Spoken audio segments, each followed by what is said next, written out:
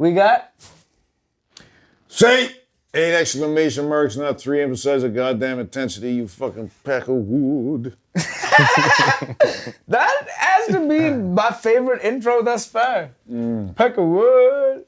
That is a strong part of your vocabulary. Everything's a fucking peck of wood. And Everybody, it cracks me up. white, black, brown, red, yellow. Everybody's a peck of wood to me. I know. It's like, I get it though. I got words I like use as like crutches too. Like I'm like, that motherfucking cocksucker. Everything's a cocksucker. Cocksuckers heavily ingrained in my vocabulary. I don't know why. Like it just, some shit just rolls off the tongue. And I just love saying nasty, perverse shit. I don't know. Sorry.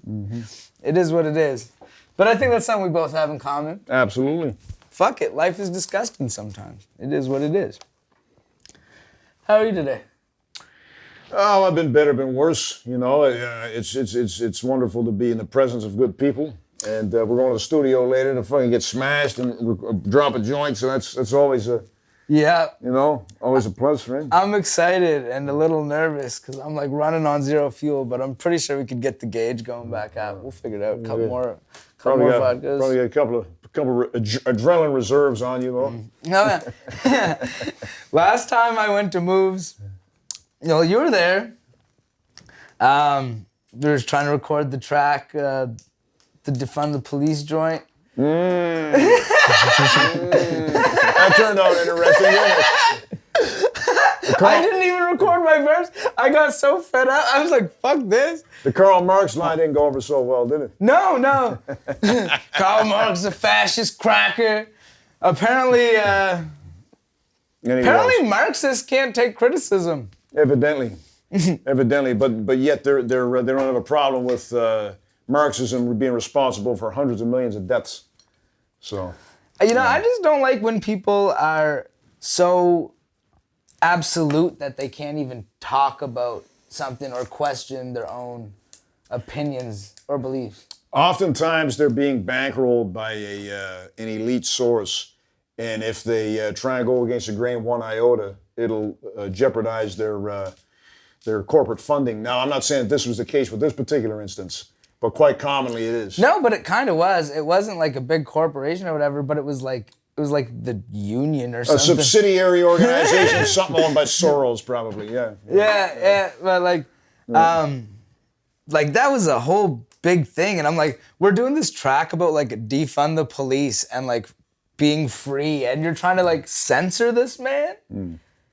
Like, and honestly, you were way better about it. I think it was because you hadn't gotten to the sauce yet, but you were way better about it than I expected because you were just trying to like break it down and explain, have a conversation. You were just like, no, I just can't have that. I like Karl Marx is not a fascist cracker. Well, let's not to use a cliche, but let's keep it 100. As far as all of that was concerned, I thought it would have been more productive of a meeting, let alone the track, to basically infuse ideas. And I'm all ears. I mean, whether you're far right or far left, I'm willing to hear you. I think personally that if you try and verbalize to someone with a rational thought, that the way they're thinking is way too one-sided and way too biased. It's a hell of a lot more productive than just hauling off and cracking somebody. It's never out of the realm of possibility, but it should be worst-case scenario. You keep it in the back pocket. It should be worst-case scenario. Yeah. You're just chilling. Yeah. Just chilling. I'll explain it. You know what? Fuck it. I'm gonna dome this motherfucker. Yeah, there's a time. It should always be the last time and a place for all that. I didn't know money. Right? So. I try to pick people's brains apart before I label them. You know what I mean? And I didn't want to jeopardize Chico's money either. That was in the back of my mind. I don't want to fuck with T's money. So. And that's the thing, right, about like being in the industry is like when there's so many things at play, right? Like, if somebody asks you to be on a track and then like even though you weren't doing nothing wrong, like does it jeopardize T's money? Like, if I get at this fucking guy? I'm not going to say any names. I'm not harboring any resentment. I'm just saying that how can I encapsulate this? As far as all that shit is concerned, I mean, you know, the bias that's involved in a lot of absolutism is I can't really rubber stamp it because life is an ever gradual expanding, it's an evolutionary process. So when you deprive yourself of influences and information that you may not be previously aware of, it sabotages your growth. Absolutely. You know what I mean? So maybe this dude could teach me something. Maybe I can teach him something. Maybe we can build instead of creating a bloodbath in front of Move's fucking goddamn yard. You know what I mean? Yeah. Oh, I honestly, I don't know if you remember. I went off and I just laid on the lawn, like far away, because I was like, I honestly, if C doesn't end up fucking smoking this dude, I definitely am. Because he was just, the way he was getting at you, and like you were being so much more reasonable than I would have been if somebody was telling me what the fuck. Well, he wasn't disrespecting me. He wasn't calling me a fucking moron. If he had said something disrespectful, I would have popped him. But, it was an overall rational conversation. But once again, when you have too much bias influencing your brain, well, it's like, you're pretty like set in your opinions, right? Yeah. But if we're talking, right, and I say something that challenges your opinion, but it's valid, you're the kind of person that will take it in. Yeah. Right? Of and course. even if you don't take it 100%, like you'll take it in a nuance, you know what I mean? Like, yeah. It depends on what state of mind I'm in. In order for me to get violent, you got to disrespect somebody I love. yeah. You know what I mean? In order for me to get, violent. Yeah, I can't remember the last time I was in a scrap. Jesus Christ, must have been fucking probably a decade ago. But it's exercising the brain is the most important part of what we do as artists and as whether you're a political activist or whether you're whether you're an artist, it's always the most important part of what we do. So never deprive yourself of learning because that's. Well, just jumping to aggression, right, is It's insecurity. It's the most basic, unproductive form of problem solving, if that makes sense. Yeah, it's insecurity. Yeah. It's the epitome of insecurity. Yeah. That's like, somebody could say whatever they wanted about me. Oh, you little short, fat fuck, blah, blah, blah, blah. I don't give a fuck. But like, like you were saying, it's like if you come at somebody I love or you try to hurt somebody I love, like that's really what will get me popping. It's when the machetes come out. Yeah. Yeah. Just don't disrespect people's loved ones. Dude wasn't being disrespectful. He was just not to my face. Not to my face. I don't know what was said out on the balcony when I was explaining myself to Socks, right? Because I don't think he totally got it either at the time. But it is what I don't know money.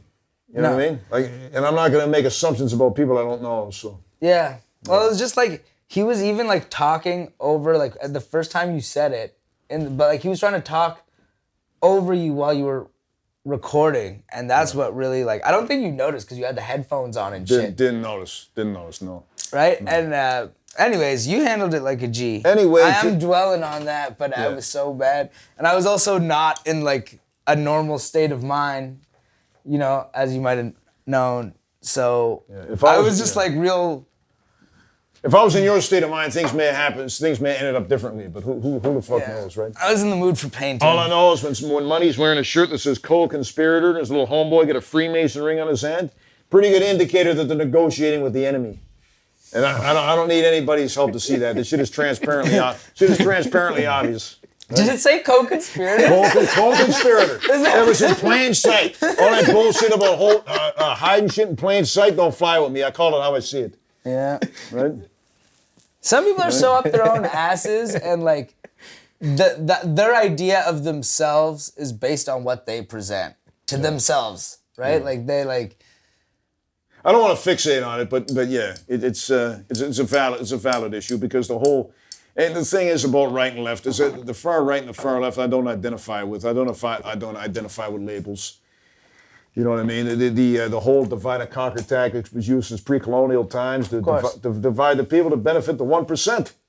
Yeah. You know what I mean? So, yeah, it's an uphill battle. But if I wasn't, you know, we need some optimism, because if we don't have optimism, then we just die, right?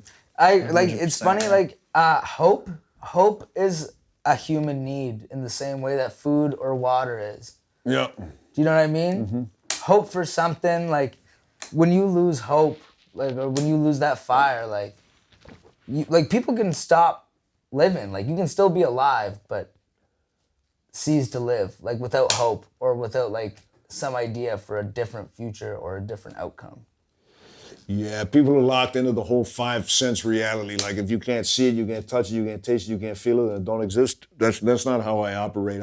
I've been trying to adopt a more spiritual side of me.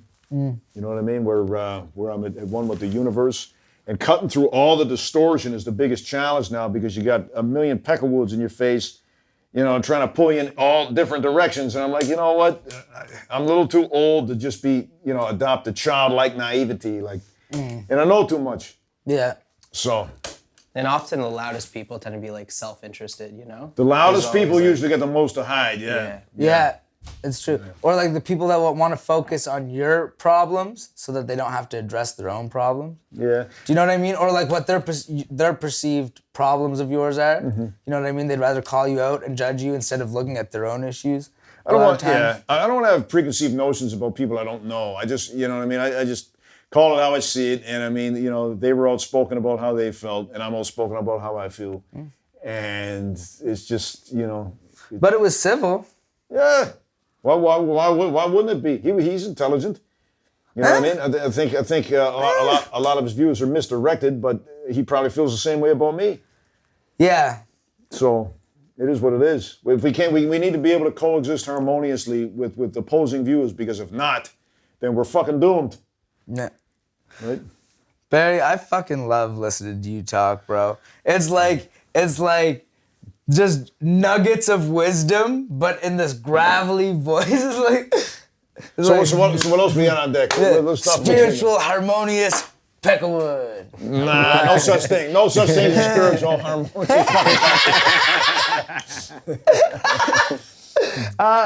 So, you know, what were some things that played into, you know, you adopting like this like spiritual approach to your writing and to your life? Like, it didn't start out spiritual. It started out as aggressive drunkenness is how it started. The spiritual thing came when maybe I was 30 plus.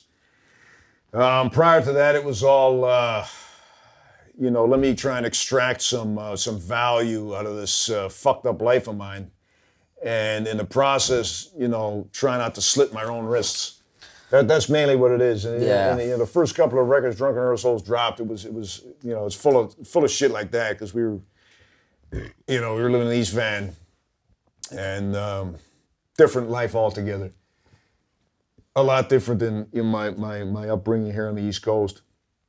But it was necessary because we had a cultural fusion of, you know, Aboriginal, Asian, Caucasian, Black, and it was a beautiful synergy? Yes, absolutely, because we, as I say, we all coexisted harmoniously. People talk about the high crime rate. Well, we all did crimes together, for Christ's sakes. Yeah, and we broke bread together. Yeah. You know what I mean? That camaraderie. Yeah, and it wasn't all this division, this division shit. Yeah. Right? You know what I mean? So it feels like people are really like, they have a hard time working with each other. You know what I mean? Like, everybody's like trying to one up each other, and like nobody wants to work together to build something. You know, and like that was like one of the cool things about like the early Drunken Arseholes records and shit. Like, you could really feel the community of it. yeah. Like, you know, like with like, especially when like you and Moves, like you guys really just click. Y'all are really good friends. You know what I mean? So like we're Nova Scotians, right? Yeah, like when you know, when you guys make music together, it doesn't sound like, you know. It doesn't sound forced. Well, it's not like, oh, I'm gonna work with him because I'll get more listeners or whatever. Like, you guys like to work together. You guys like the music you make together. There's definitely chemistry there with me and Moves. We're a lot alike in a lot of ways. In a lot of ways, we're not alike at all. But That's necessary for any good friendship. absolutely, absolutely. Like you need to be challenged. Yeah. And sometimes be taught. Like, Frantic and I are best friends, and like we have very different fucking outlooks and like approaches to things, but like we end up learning from each other, Yeah. and getting better through that. And it's really dope, That's what it's all about, and you got it in a nutshell. It's love is within everyone, right? Once you deviate from the love, then you may as well just put one in your own dome, right? Yeah. Yeah. The thing is, like, sometimes you don't do, like, everybody fucks up, right? Yep. But sometimes even if you fuck up and do something that, like, to hurt someone, but they can see that your intentions were genuine and good and that you just did the wrong thing, sometimes that means the most to people too, you know what I mean? Like, It's a part of growth. Yeah. It's a part of growth. I mean, you need to fail to succeed. What a wise man once said, and I don't know if you know, it's an MC. I don't know if you know this or not, but you tell me if you know who it is. all right. A wise man sees failure as progress. A fool sees failure as defeat. Do you know who that was? And it's not KRS-One. Nah, honestly, for some reason, the first thing that popped in my head was Big L, but I don't think that's right. Who is it? Cannabis. Okay. To be honest, I never got too much into Cannabis' right. discography. All right. Well, heavy spit. Let's just say that. Yeah, no, I never got too big. I heard, like, watched his battles, and then like the diss tracks and shit with LL, but I'm sorry. I listen to a lot of rap too, but I never got into Cannabis. That's okay. That's cool. That's cool. Maybe we'll bump some on the way up to Moves after. Yeah, I think his ego alienated a lot of people, but yeah, Kev no. That's how Kev feel. About like the early works being like raunchy and like just drunk and just like rapping in bars versus like, more focused or aware music you've been putting out later. Do you find that one fed into the other? That like, going through the stage of being like raunchy and just like, getting all fucked up with the boys all the time, like, and realizing the pitfalls of that played into your transition? Oh my God! I mean, it all came with age. But when the health concerns started, I was 23 years old when I first acquired hemorrhoids. I thought it was fucking cancer. Fucking wiping blood from your arsehole and shit. I was like, good God, man! Like That happened to me? what was Get Down podcast? what's going on with me anyway? Yeah. So I got it checked out. It's like, it's just a dilating hemorrhoid.